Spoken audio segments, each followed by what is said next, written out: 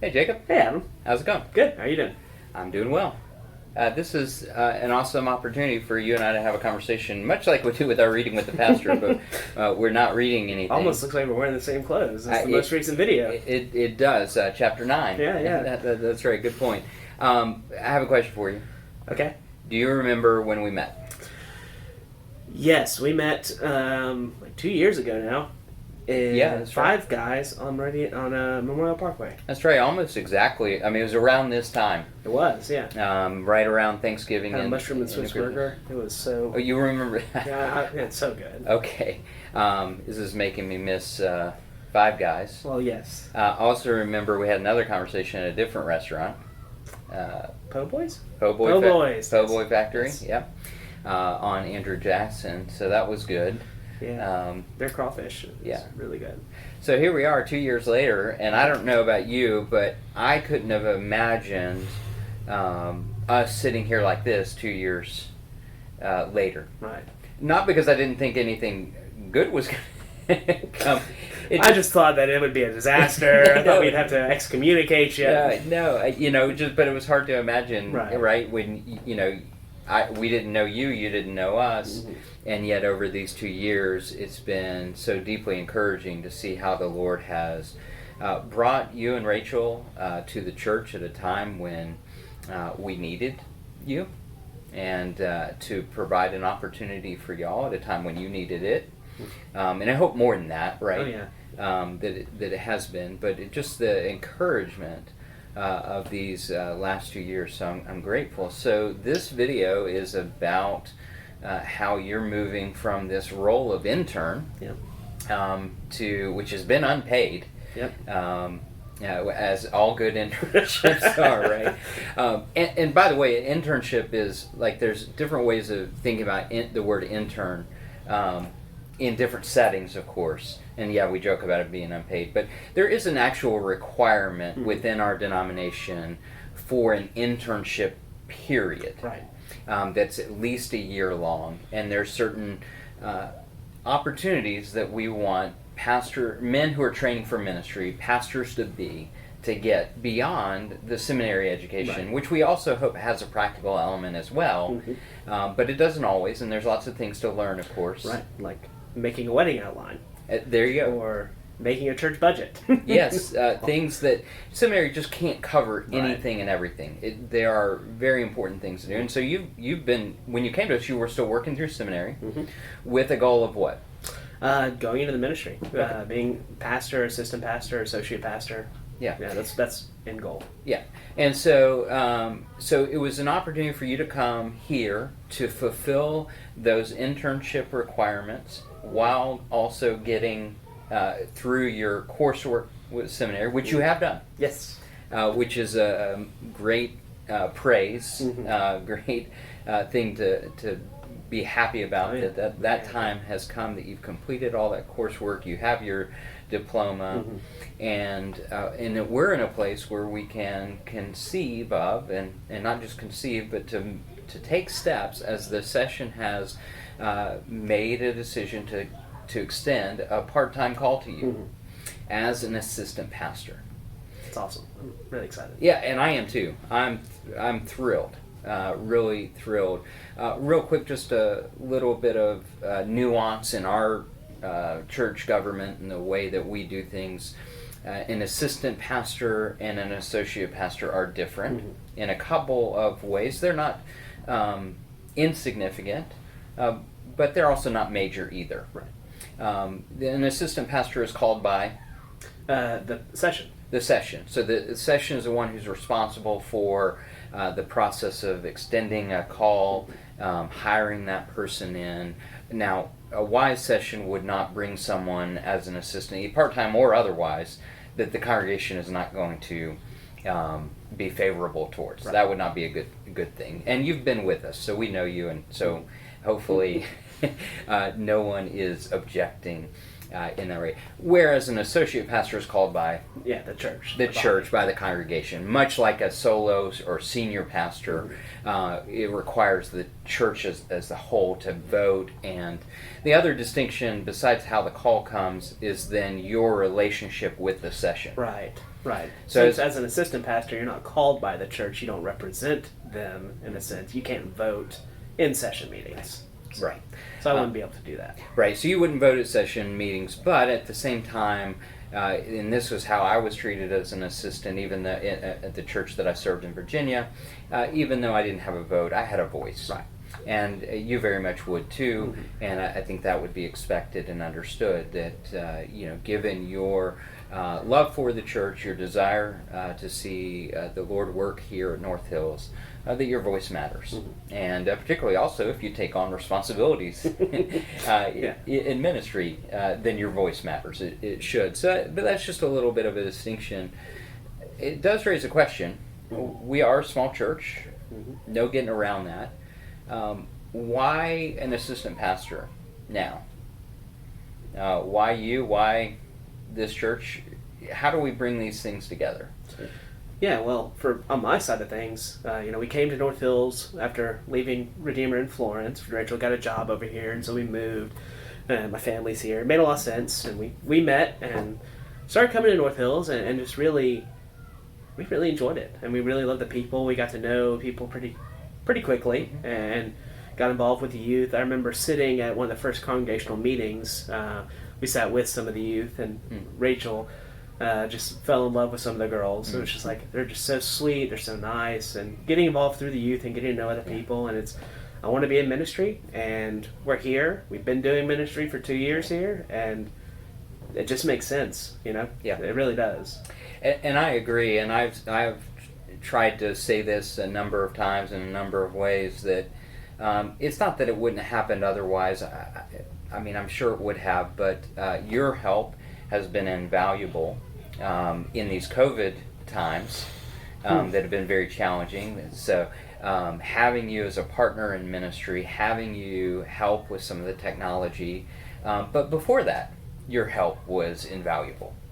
Before we got into that situation, it's been, for me, deeply energizing to be able to walk alongside of you as an older pastor, still young, but an older pastor, to be able to, yeah, right, to provide some encouragement and direction, and for me to receive from you as well. And so, in a lot of ways, it's the right time for the church, though we're still small.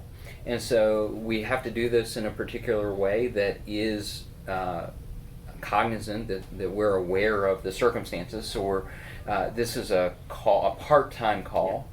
So it's $12,000 a year for roughly 10 to 15 hours a week, not unlike what you've been doing all along in a lot of ways.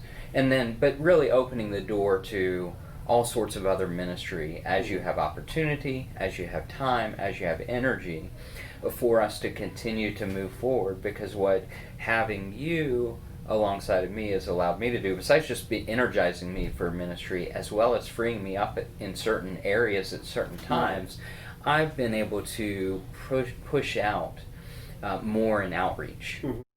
We put out the pastoral counseling out there this fall, knowing that there was really a need and an opportunity to do some outreach. And there's already been some fruit in that. It's something that's small, but it's been important. But really, you and I were always having conversations about outreach and connection with the community, with the preschool families. And so, our being able to bounce these ideas, encourage one another, I think has been really helpful. And so it's going to allow us to advance ministry in a way that would be difficult to do if it was just me by myself, as it has been. And that's okay. There have been seasons that's the way it's been, and it's okay. And that's been in the way that things have fallen out and the Lord's ordained them. But I'm excited about the opportunities that having you on board would allow us for. Yeah, me too. So when does this start? As we've discussed, it'll start in January. Yep. So January 1. So why we're doing this today, December 2. So we're not that far away from that. We want. It's taken some while to get our plans in order and communication, but we wanted to do this video to talk to you the congregation, just so you could kind of hear, because COVID has made things difficult, right? Yes, very much so. We normally would be doing this kind of thing, maybe not quite like this, but we'd be having a congregational meeting And a potluck. Yeah, and back to the Delicious food. food. Yeah, Oh. yes, and Yeah. we miss those times, and yet we're trying to make the best. Right. So yeah, January 1. Now you're not yet ordained, No, I'm not. but you're not far from it either. No, I like to say I'm half ordained. I'm a licentiate. Okay, so that's not a technical term. Half ordained. No, it's licentiate is. Licentiate, yes. Yeah, so you've been licensed to preach by Yes. our presbytery, which Mhm. means you've already undergone a number of exams, Yes. written and oral, and before the presbytery, and you have a little bit more to do Yes. before you can be ordained by the presbytery. But that's not far off, No, it's not. and so really you're moving in that direction even now. Right. And so that's around the corner. So the title that you get before you're ordained in this kind of situation is assistant to the pastor. Yes. But after your ordination, it's just assistant pastor. But nothing's going to really change in terms of, anything really. It's just a way of recognizing the steps and getting things rolling. So that's the plan. Mm-hmm. A lot of what you've already been doing, but maybe new areas of ministry as you gain opportunity and as we brainstorm and pray and as the session may direct us to do. And then with the desire that maybe as the church grows, then this grows. Right? Because your goal is long term Yes. to be a full-time pastor. But right now it means you have to work in ministry and then also in an outside job. Right. Yes. And the term for that is what? Bivocational. Yeah, bivocational. So 2 vocations. Yeah, 2 jobs. Sometimes 3 or 4. Yeah, that's right. Tri or I don't know, quad. Or is it tetra? I always get confused. I'm not sure. Well, think about it, Yeah. but we don't want to do too many Is of it those. Greek or Latin? It's Greek, I think. That actually doesn't help because I don't remember if Okay. quad or tetra. But regardless. Well, we'll stick with bivocational, understanding that it Multivocational. there you go. As much as is needed. Yes, exactly. But my prayer, my hope, and I hope the congregation will pray with us, is that things are such that as our community grows, as the church grows, as opportunities grow, then we're able to increase your work here. You can decrease your work outside of the church, and to the point where it becomes full-time. And if not here, we know that long term, you're going to be a pastor somewhere. It's what you've trained for. It's where the Lord has led you, and we rejoice in that. Of course, that raises a question about how we're going to pay for this, and that's a legitimate question. And one thing we can acknowledge is the Lord's been gracious to us through our people this year. It's been a tense and trying year in many ways in ministry, but I really am grateful for the generosity of our church, the people in it. So, that's one thing. But as we look to next year, there's a lot of unknowns, but we just make our plans, just like we do, and we trust God. And so the way that we've broken it out is that, so we take that $12,000 and our plan for affording it or paying for it, because it's hard to imagine, like, hey, are we just adding that on top of everything else? Well, no, not exactly. The session has planned this out and gotten some feedback from other sources as well. And so we're going to take a quarter of that's going to come from the missions budget. That's $4,000, but that's a little bit misleading because Jacob already had a slot of $2,000 under that budget.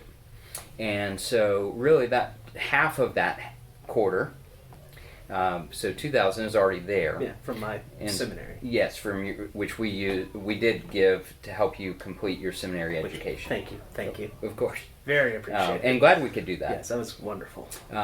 So that money's already there. So that meant, or half of it's already there. So that made making some adjustments and really seeing this as a part of our mission to the community. If it's helping us to go out and to outreach and to grow from there, then in the long run, this will very much be evident of our mission. So that's a third. So that's $4,000. Another quarter, $4,000, is going to come from additional giving from the preschool. So the Lord's blessed us with the preschool ministry, and they're going to be able to increase their giving. They always give an amount to the church And of course, we share different expenses, but they're going to give an additional amount. They call it their offering or tithe, and that comes back to the church and helps support the ministries of the church so that we can continue to have that as a ministry. Right. And so it's all working together, but an additional amount of $4,000 is going to come from the preschool. That leaves a third, Right. or $4,000, and we are asking that additional $4,000 come from the congregation. Mm-hmm. It works out to being if 20 different families or individuals gave an additional $20 a month, I think.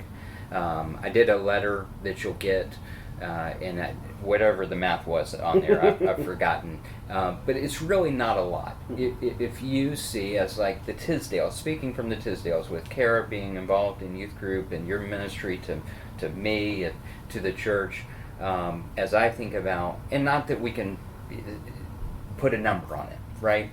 But if I think about it in those small terms of an additional $20 in giving per month, that more than surpasses, if 20 families or individuals did that more than surpasses $4,000.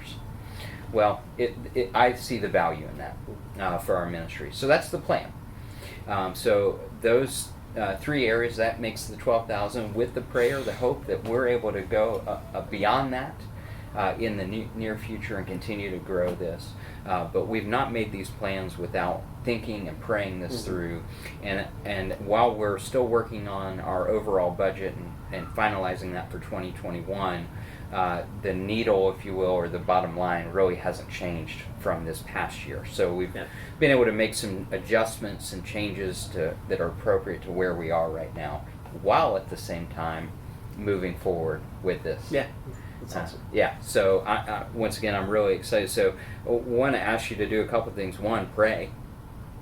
Pray for Jacob and Rachel, particularly in this season in their lives, and as they and as Jacob moves forward with the rest of his ordination exams and completes that process, hopefully in the please pray in the coming please months. Pray. For our church, as we continue to try to labor in ministry to our community at a particularly hard time, but a necessary time, a needed time, and to pray for the Lord's provision through, and maybe you'll be the answer to your own prayers in some way. I think it's a beautiful thing when God. Does it count if I give an extra $20? It does. Oh, okay. In a sense. I mean, yeah. Yeah. All right. So okay. if you, there we go. We need 18. There you go. The Hales and the Tisdales are going to need 18 families to commit to giving $20, an additional $20 a month, and that would more than take us to that that we need. We're not taking pledges. We don't mean it in that sense. Right. We're just a general call. We know the Lord's going to provide for us. He always has here at North Hills. In yes, financially, but also in people. And we started with kind of where we were 2 years ago. Such an awesome thing to see how God answers prayers and directs us and leads us in ways that we couldn't have imagined. It reminds me of, I often use it as a benediction, but from Ephesians 3:20 and 21, now to him who is able to do far more than we can imagine, ask or imagine, more than we can ask or think, to the power that is at work within us and in the church through Christ Jesus. Forever. And that's good news. And we believe God's going to continue to do immeasurably more than we ask or think. But that doesn't mean we shouldn't be asking, right, or thinking. How can it be more than we ask or think if we don't ask and think? There we go. If you have questions, we understand because of the necessity of this forum, there may be some questions that you have for Jacob, that you have about this circumstance, about what we're doing.